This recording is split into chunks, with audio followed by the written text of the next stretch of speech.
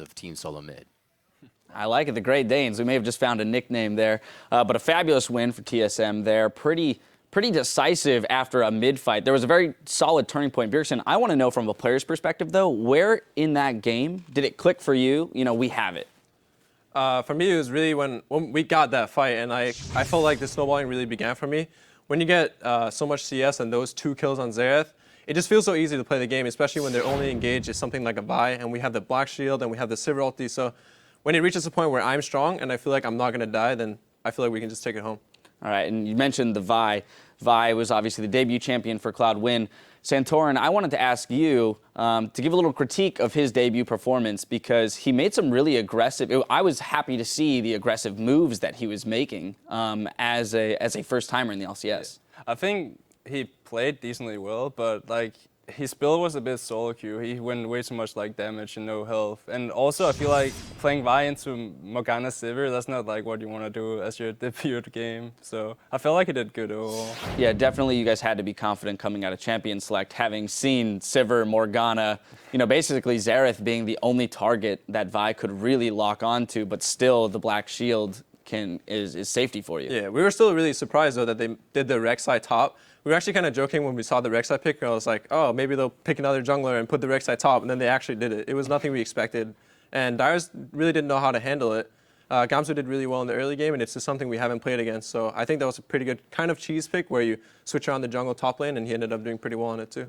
So was the Maokai just like the best possible answer because it did come in after the Vi was revealed? So was that I think this is what I can do the best with in the top lane? It's more just, it's a safe pick, and it provided good peel for champions like Vi. As soon as he goes in, we just lock him down with Maokai and Morgana, and it's just a really safe pick overall. And Rek'Sai also is a very like spammy champion, so I think Maokai was a safe pick. I do want to jump into a replay because we already touched on it. We're going to go 24 minutes into the game. We're going to the mid lane because, Bjergsen, you said this was kind of the turning point. And as the shot caller, I want to get your perspective on this because you guys used the Sivir ultimate really early. Yeah.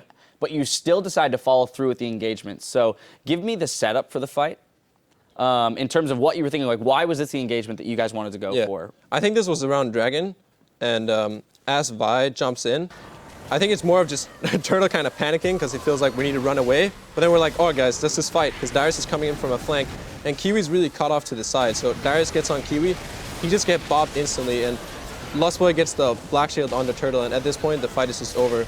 Like Santorin said, Vi can't really do much against all these spell shields, and Santorin with a really good insect play as well. It's just we get the good engage on the Thresh, we get the peel off Vi, and that's 2 of their champions already gone. Yeah, and yeah, this, as you said, was kind of what secured it for you guys, gave you the gold lead you needed, and also put you in a position with the confidence and shot calling you needed to win the game. Santorin, a little compliment there from Bjergsen. I do want to ask you about, last time you were on the desk, we touched on the transition from a playmaking jungler to more of a supportive type jungler. Now I want to dive a little bit deeper into that and talk to me about the actual, like what the process was, because changing playstyle can't be that easy. Yeah, in the start it was really hard because I always want to like go into the enemy jungle, try find the other guy when we want him, but it's like on this team it's more about like scaling and going to late game. So I'm just like warding up. If I can get into the jungle, I'll get it and get wards in there, but it's not like I'm just gonna go 1v1 every single time in the jungle as I did beforehand. So that's like one of the hardest things I had to like adjust. Well, you haven't died in 3 straight games, so I have to say you're doing it pretty well. You as well, Bjergsen, 0 deaths across the board, barring 1 game, but very solid KDAs coming out from both of you.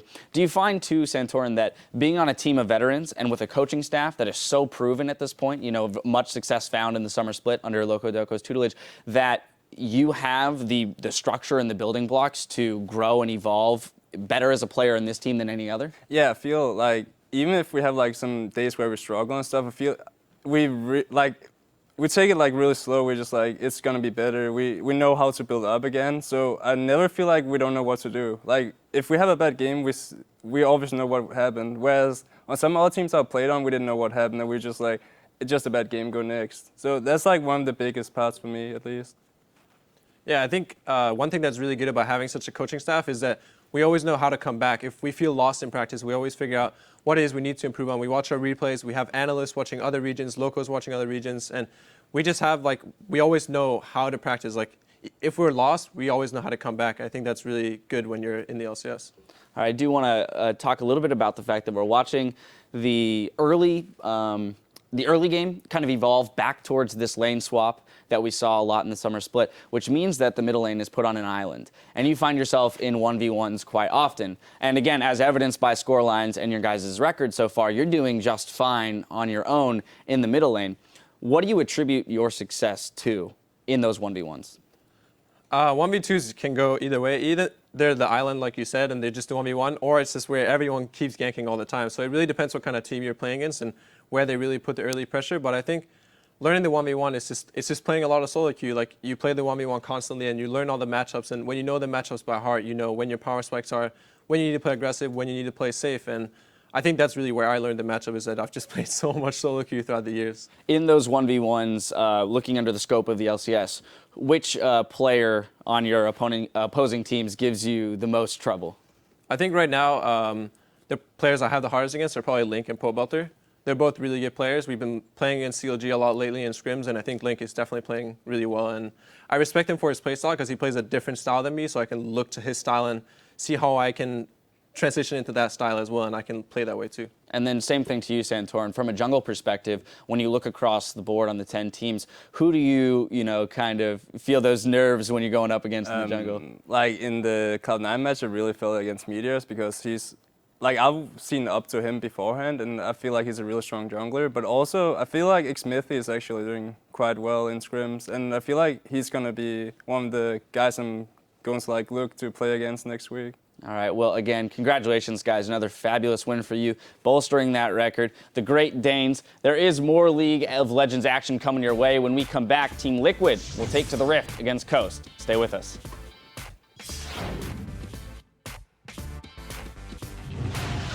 Is that you, Bjerg? Who? For LeBlanc. LeBlanc. It's a freak, dude. LeBlanc. Really? I like it. Oh, that picture. I like it. I did not need to see that. Whoa, he comes in very, very low. Turtle's getting hit up. He's going to go down. The heal. He saves himself. Oh, Gamsu. Solo kick. Yes! Nice! TSM getting the fight that they want. They dive back in. There's the right of the Arcane. They try to dive in. Emperor's Divide pushes everyone around, but TSM can still assess the fight to get the kills that they want. Team Solo Mid takes down Dignitas.